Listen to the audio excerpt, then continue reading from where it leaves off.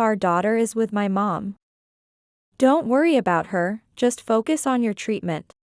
I was hospitalized, unable to pick up my daughter, after an unexpected accident. My husband reassured me that it was okay, because he had left our daughter with my mother-in-law. I went to my in-laws' house to pick her up as soon as I was discharged. What? I don't know about her. Didn't my son take her back because he said he would take care of her? That can't be true. I definitely left her with mom, right? Why would you tell such a lie? What's going on? You've never taken care of her before. There's no way you could balance work and childcare. Wait, calm down. Seeing a certain person who had just returned home, my husband, who started to panic, turned pale, then ran away. The person who appeared was indeed his archenemy, marking the beginning of his downfall. I married my husband, a colleague at the same company where I work. In my second year, a new project started, and both of us were part of this project. From a purely professional relationship, we gradually became romantically involved. And we got married 3 years later. We both worked for a while after getting married. But it was deemed unwise for a couple to be in the same department. So I was the only one transferred. I had to abandon the skills I had cultivated and start learning new things. I was just starting to establish myself in the new department and build new relationships when I found out I was pregnant. And I chose to resign and become a full-time homemaker. My husband had always talked about wanting children as soon as possible after getting married. I also wanted to have children in my 20s. But we weren't particularly trying. It just happened naturally. Just as we had hoped, I got pregnant and gave birth. I often heard that it's nice to have a girl first, so I was thrilled to find out that we had a daughter. I felt a strong sense of being a mother, thinking that my husband and I would raise her together. However, my husband was different.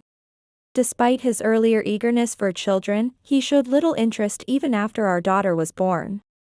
He didn't participate in childcare, and eventually, I ended up raising her alone. The only consolation was that my husband never got irritated by things like our child's night cries. We lived in the same area as my in-laws. I would have preferred to live near my parents, but it was inconvenient for commuting. So I reluctantly settled for this. Although I was anxious about my relationship with my in-laws, it turned out to be easier than I had imagined. Compared to the typical stories of family strife, I had a good relationship with them. My mother-in-law was a straightforward person who often spoke her mind, without considering how it might be received or felt by others. Sometimes, I was puzzled by her words. My father-in-law was a man whose motto seemed to be clean and upright. He always tried to act considering others' positions, and greatly despised those who acted against his beliefs. Yet, when it came to his granddaughter, he seemed like a completely different person. Madly in love with her, showing his affection not by spoiling her but by disciplining her effectively and loving her deeply when she did something good. He was quite a human. However, my husband considered his father terrifying, preferring to keep his distance and avoid involvement if possible. As my daughter turned 2, my husband's job became busier due to a departmental transfer. With the excuse that he was busy, he took a further distance himself from our daughter. At 2 years old, a child is curious about everything and can get into all sorts of mischief if not watched. I wasn't asking my husband to spend hours entertaining her. All I asked was that he spend some time with our daughter while I was cooking or taking a shower. However, he wouldn't listen, insisting that even the family's main breadwinner, supporting the family financially, needed to rest.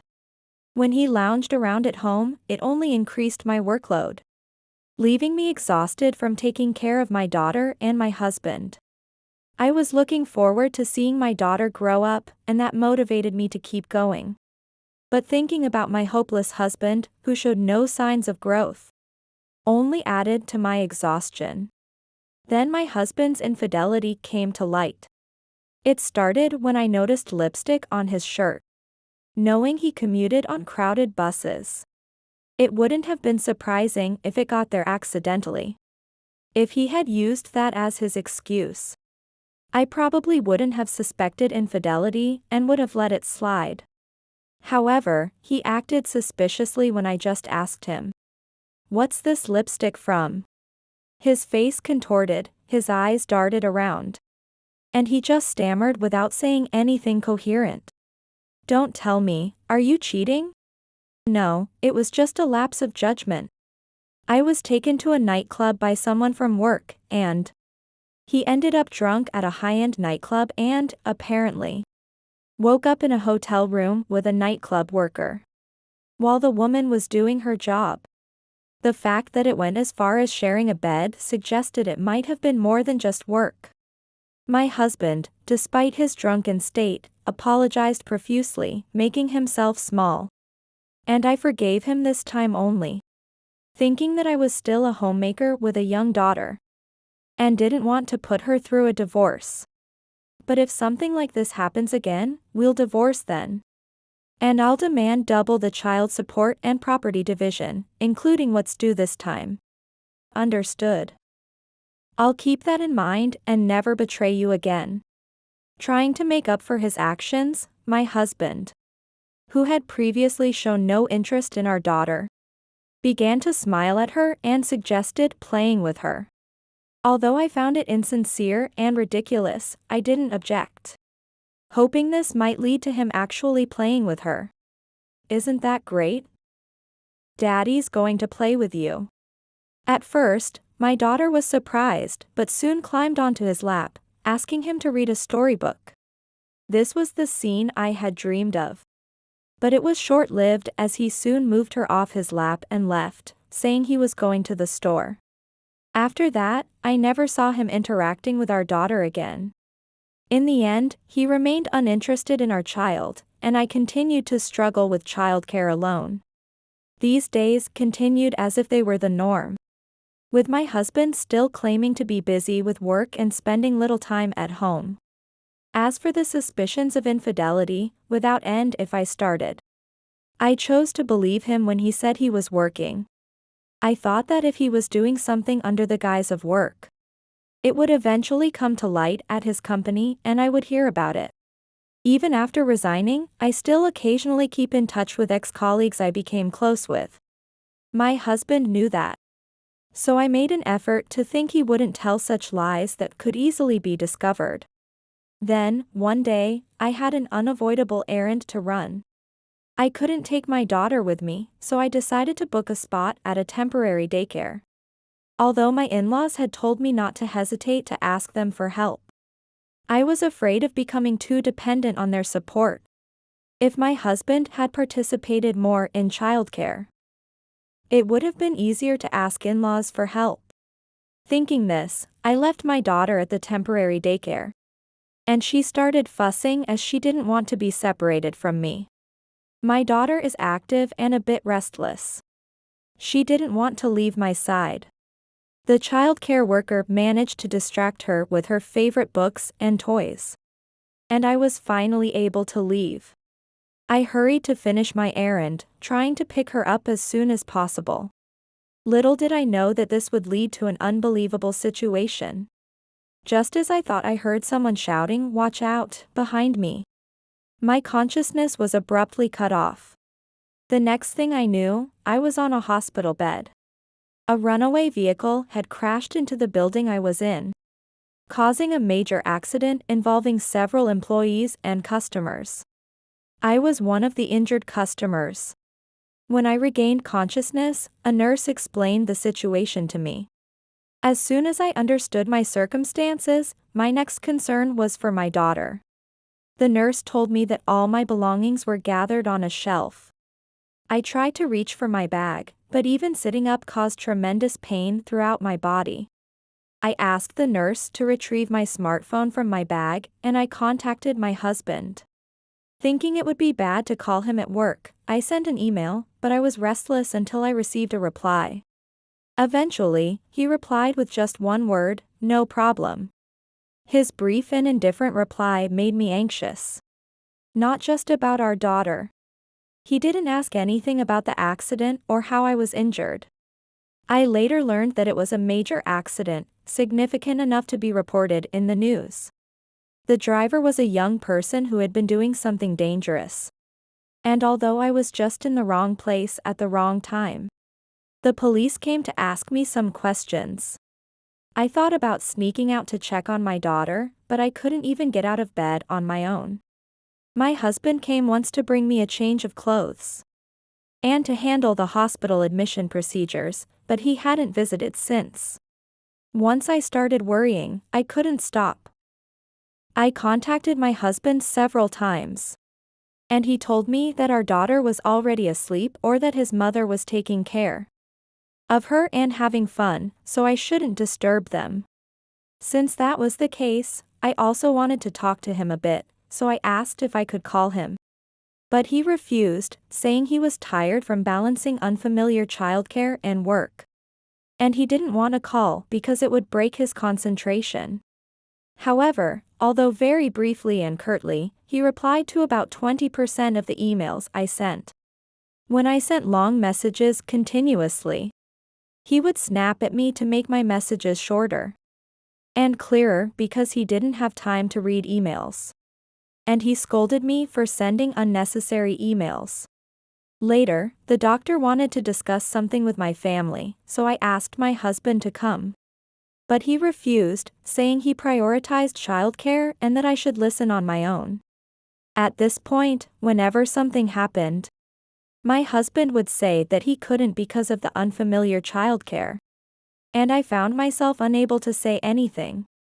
I felt guilty for making him do unfamiliar childcare because of my injury. Eventually, as I recovered enough to be discharged, the doctor told me I could go home if there were no problems at the next checkup.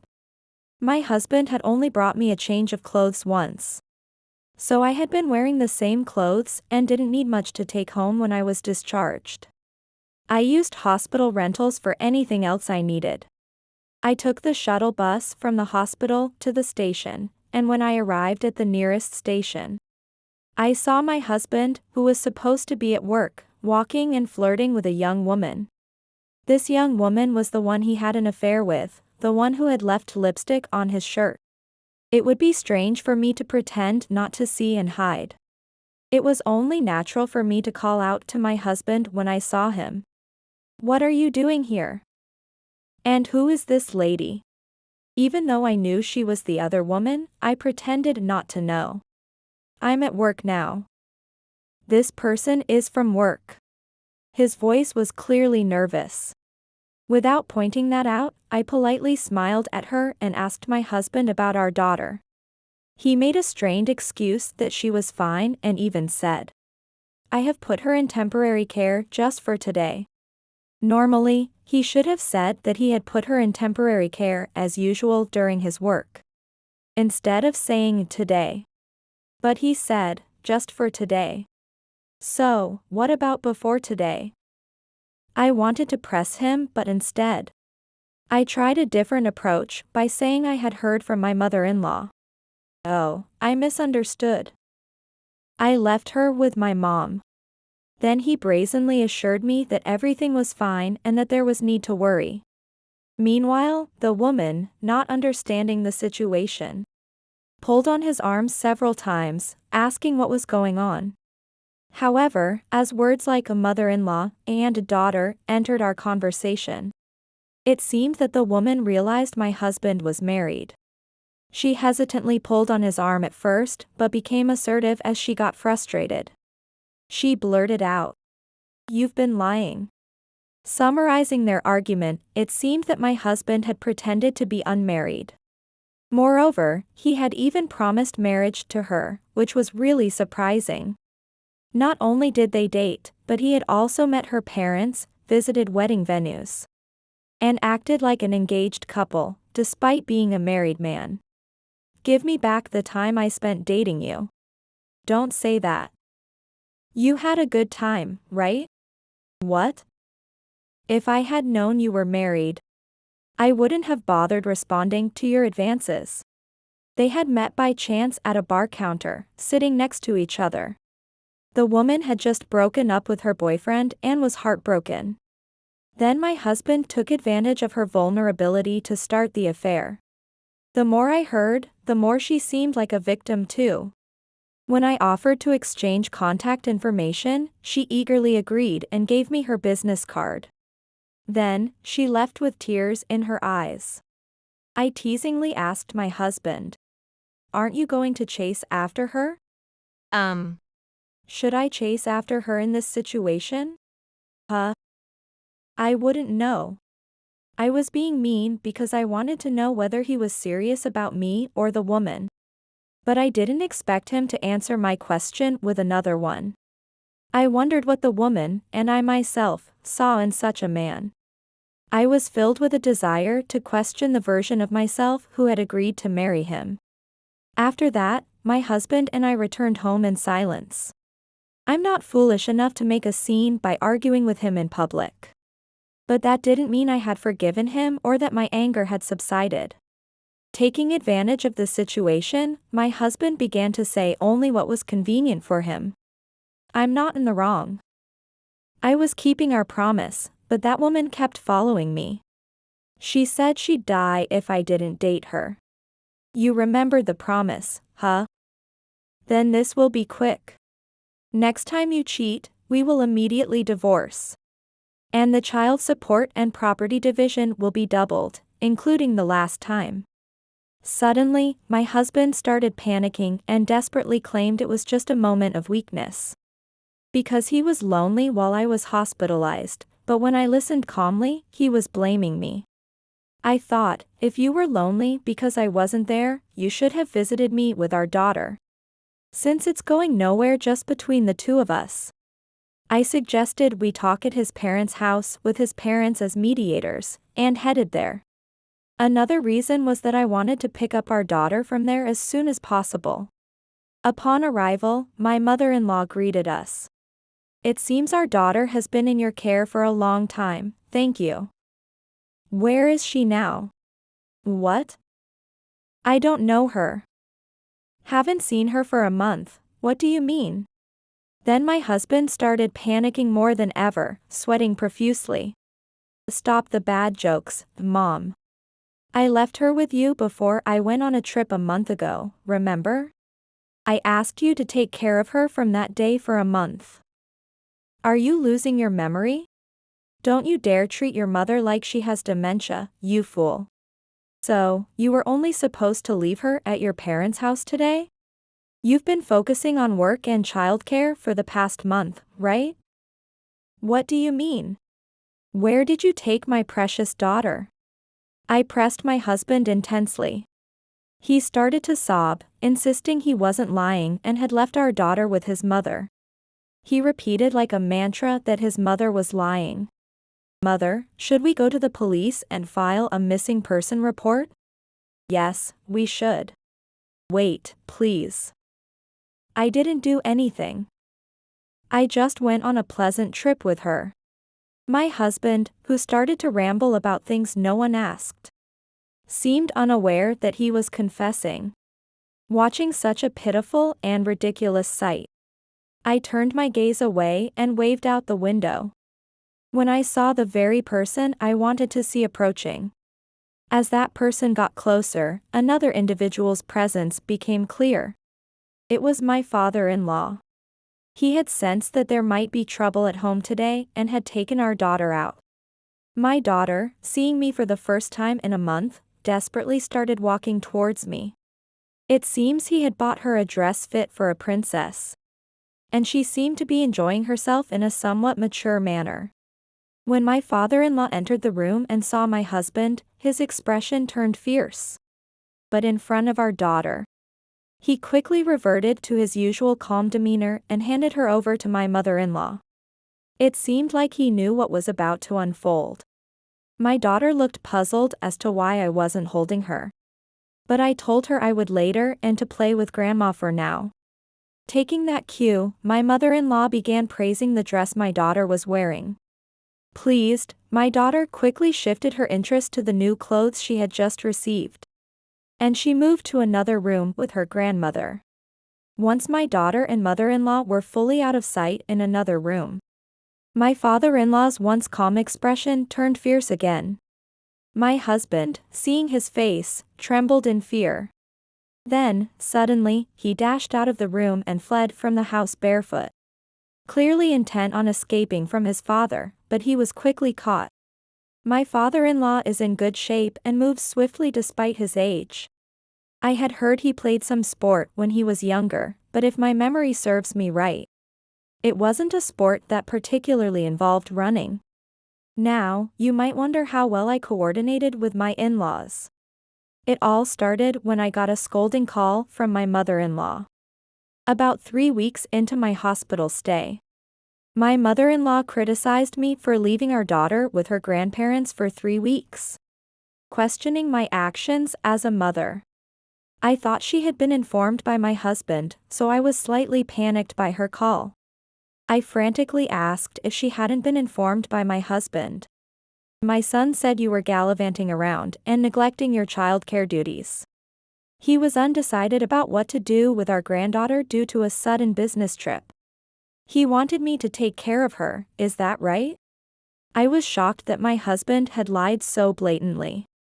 I quickly explained to her what my husband had told me and my current situation. After hearing my side, my mother-in-law was speechless and apologized immediately, realizing she had made a terrible mistake even though she didn't know anything at all. Once our misunderstandings were cleared, the next question was what exactly my husband had been up to by lying. I said I had an idea and asked for time to check before we ended the call. I immediately contacted a former colleague afterward.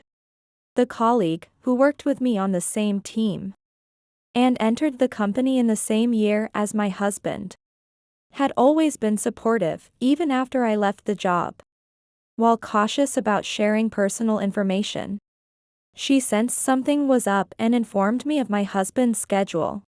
According to her, he hadn't gone on a business trip but had taken a long vacation for a family trip.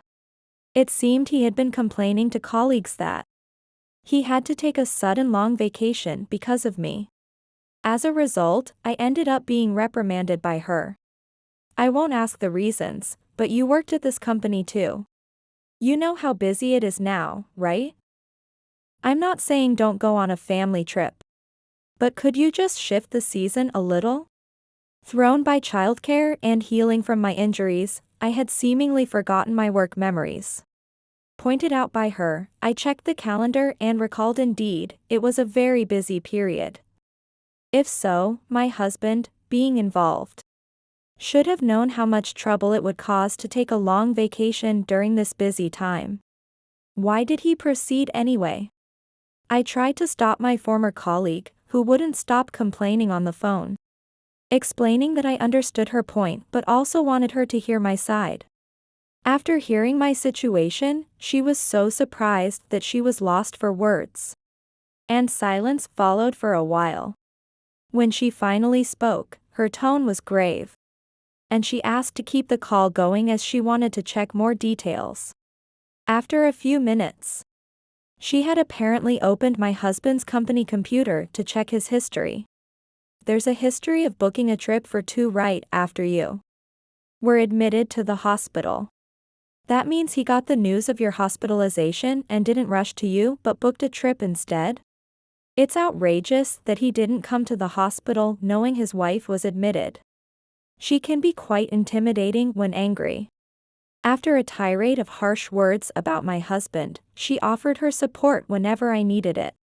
The next day, my doctor told me that I could be discharged that weekend if there were no issues at my next checkup.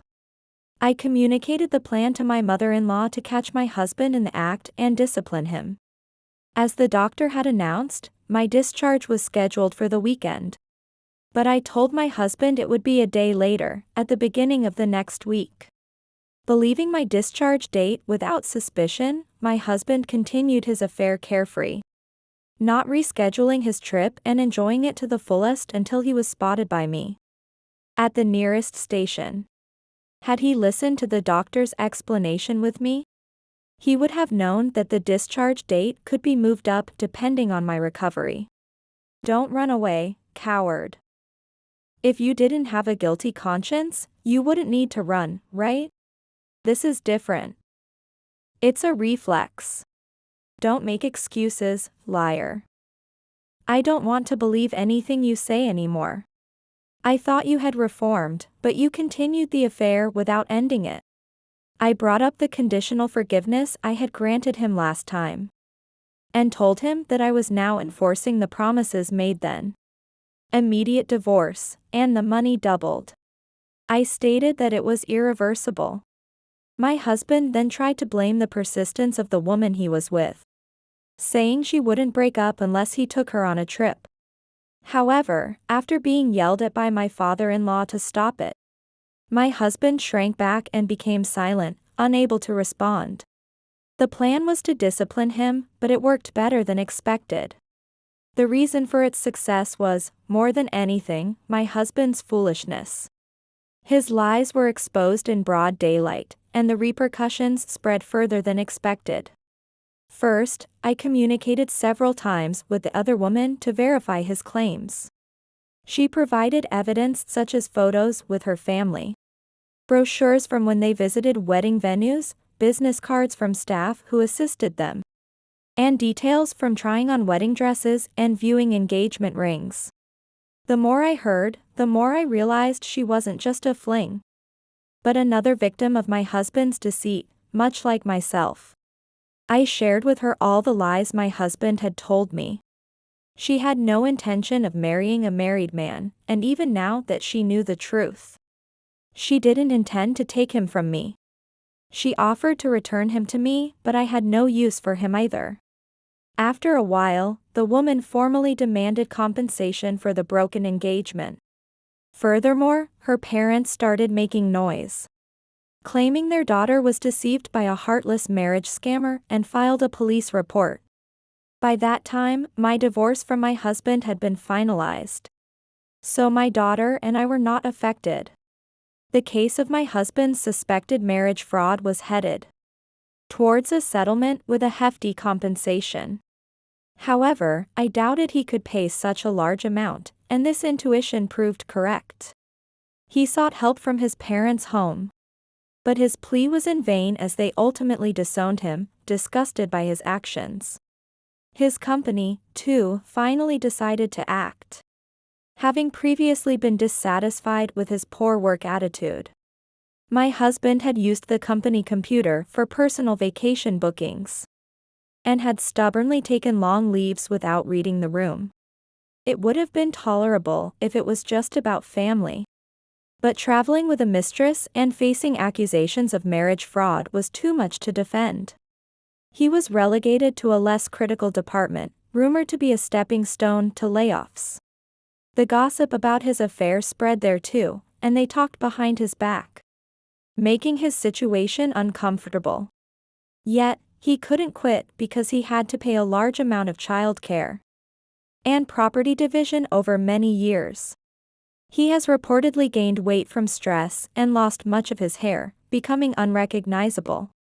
Recently, a company health checkup revealed his critical condition, and he tearfully begged me to reconcile, claiming I was the only one he wanted by his side in the end. Of course, I immediately refused.